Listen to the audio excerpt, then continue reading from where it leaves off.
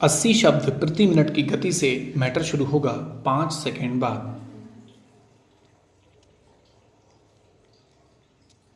Start. महोदय, राष्ट्रभाषा का ही क्रमिक रूप है राजभाषा।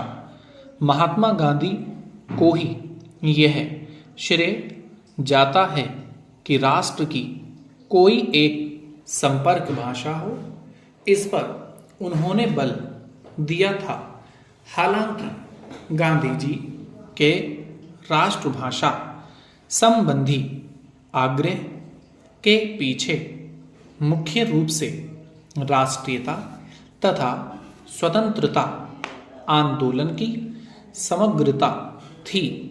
आज हिंदी संविधान के अनुच्छेद 343 के अनुसार भारत की राजभाषा है, लेकिन व्यावहारिक रूप से उसकी जगह अंग्रेजी ही कार्यरत है।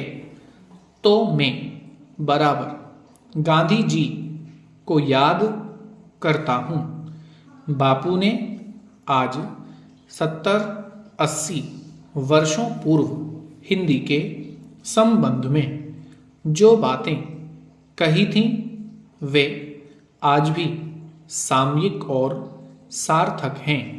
आज जब हम हिंदी दिवस समारोह मना रहे हैं, तो एक बार पुनः गांधी जी को ही सामने रख कर गंभीरता से विचार करें कि राष्ट्रभाषा के संदर्भ में राष्ट्रपिता की चिंता को भी हमने महत्व नहीं दिया। बजाय इसके कि यहाँ मैं अपनी ओर से कुछ कहूँ, गांधी के कहे को ही आपके सामने रखना चाहता हूँ। काश आज भी राष्ट्र इसे ग्रहण कर ले और जहाँ एक ओर उसकी अस्मिता में 4 चांद लग जाएं, वहीं राष्ट्रपिता की आत्मा को भी शांति मिल जाए। इसलिए गांधी जी का लिखा राष्ट्रभाषा संबंधी यह लेख यथावत मैं यहाँ प्रस्तुत कर रहा हूँ। हमारी भाषा हमारा ही प्रतिबिंब होती है, और यदि आप मुझसे यह कहते हैं कि हमारी भाषाएं आशक्त हैं कि उनके द्वारा सर्वोत्तम विचार व्यक्त नहीं किए जा सकते, तो मैं यह कहूँगा कि हमारा अस्तित्व जितनी जल्दी समाप्त हो जाए, उतना ही हमारे लिए अच्छा होगा। क्या कोई ऐसा व्यक्ति है जो कल्पना करता हो कि अंग्रेजी कभी भारत की राष्ट्रभाषा हो सकती है? राष्ट्र पर यह मुसीबत क्यों डाली जाए? मुझे पूना के कुछ प्राध्यापकों के साथ घनिष्ठ बातचीत करने का सौभाग्य प्राप्त हुआ था। उन्होंने मुझे यह विश्वास दिलाया कि हर एक भारतीय युवक, चूंकि वह अंग्रेजी भाषा के माध्यम से शिक्षा पाता है, इसलिए अपने जीवन के कम से कम 6 बहुमूल्य वर्ष व्यर्थ गवा देता है। इस संख्या में गुणा कीजिए और फिर स्वयं यह पता लगाइए कि राष्ट्र ने कितने हजार वर्ष गवा दिए हैं।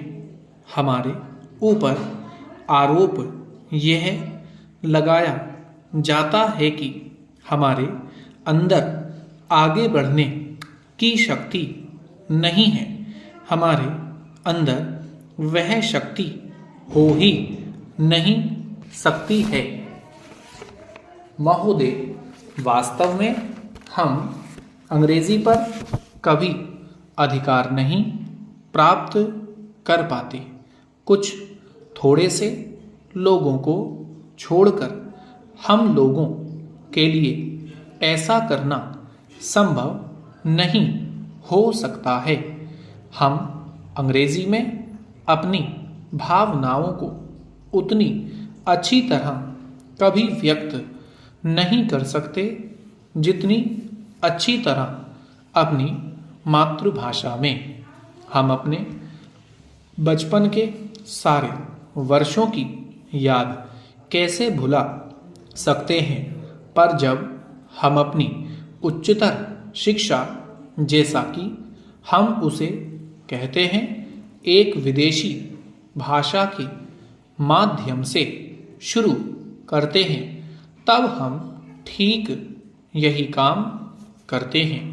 इससे हमारे जीवन का क्रम भंग हो जाता है, जिसके लिए हमें बहुत भारी मूल्य चुकाना होगा। मैंने लोगों को यह कहते सुना कि अंग्रेजी शिक्षा प्राप्त भारतीय ही नेतृत्व कर रहे हैं, लेकिन उनसे आम जनता को कोई फायदा नहीं हुआ है। यदि ऐसी बात ना होती तो बहुत ही बुरा होता। जो शिक्षा हमें मिलती है वह मात्र अंग्रेजी शिक्षा ही है। हमें उसका कुछ ना कुछ लाभ तो अवश्य दिखाना चाहिए। लेकिन मान लीजिए कि पिछले 50 वर्षों में अपनी भारतीय भाषाओं के माध्यम से शिक्षा मिली होती तो आज स्थिति क्या होती।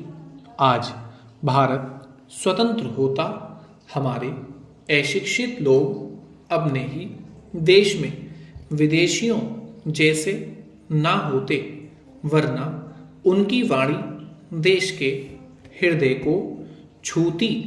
गरीब से गरीब लोगों के बीच में वे काम करते और पिछले 50 वर्षों में वे जो कुछ प्राप्त करते वह राष्ट्र की एक विरासत होती। आज हमारी पत्नियों तक हमारे अच्छे से अच्छे विचारों में सम्मिलित नहीं हो पाती। प्रोफेसर बसु और प्रोफेसर राय तथा उनके शानदार अनुसंधानों पर दृष्टिपात कीजिए। क्या यह लज्जा की बात नहीं है कि आम जनता को उनके अनुसंधानों के बारे में कोई जानकारी नहीं है। हम इस समाज की सबसे बड़ी सेवा कर सकते हैं कि अंग्रेजी भाषा की ज्ञान प्राप्ति को जो झूठा महत्व देना सीख गए हैं, उससे अपने को तथा समाज को मुक्त करें। हमारे स्कूलों और कॉलेजों में शिक्षा का माध्यम अंग्रेजी है। यह देश की राष्ट्रभाषा होती जा रही है।